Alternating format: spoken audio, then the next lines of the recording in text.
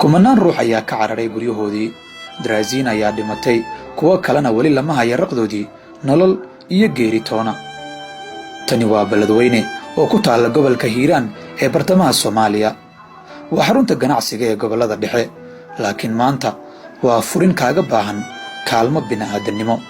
aan joogno aan soo barakacni biyaha la ka soo baxni hooy ma haysano bac ma haysano guri ma haysano waxaan u baahanahay gargaar degdeg ah musqul male waxaan u baahanahay gargaar degdeg ah.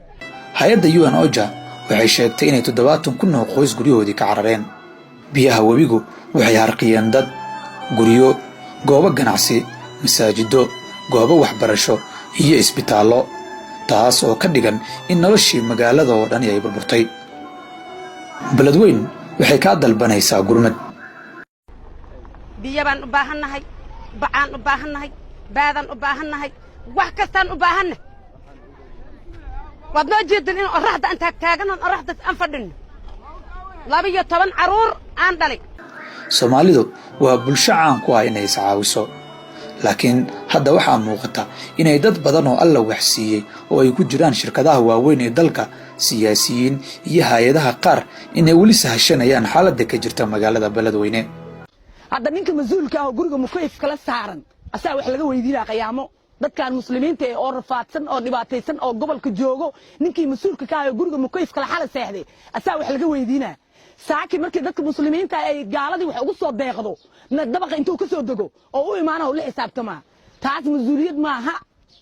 beledkan wax mas'uuliyad oo ka jira ma laha. annaga biyaha Itoobiya inooga imaadaan 10 maalmood aan TV-da ka fiirsanayay dadka mas'uuliyiinta Itoobiya joogo ay lahaayeen warbiyaha ka baxa ee dadkooda bixinayeen mas'uuliyiinta ay marada u xeedaneeday dadka bixinayeen. annaga wax mas'uul oo hayno ma laha. dadku waxay dhooban yihiin daafaha magaalada, ma haystaan biyo nadiif ah, cunto iyo hoy toona. hantiilayaashii shalay maanta waa sabool.